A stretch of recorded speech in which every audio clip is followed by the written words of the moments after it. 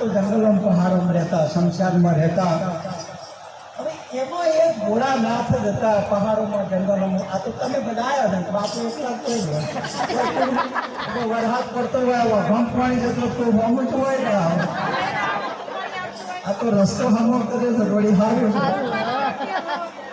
હવે એવા જંગલોમાં, પહાડોમાં શિવ ને પાર્વતી રહેતા હોય, એમાંય જો મહાદેવ સમાધિમાં જતા રહે તો પાર્વતીને શું કરવાનું? આમાં વાતો કરનાર તો જુઓ તો. પણ સતી હિંમત નથી હાર્યા.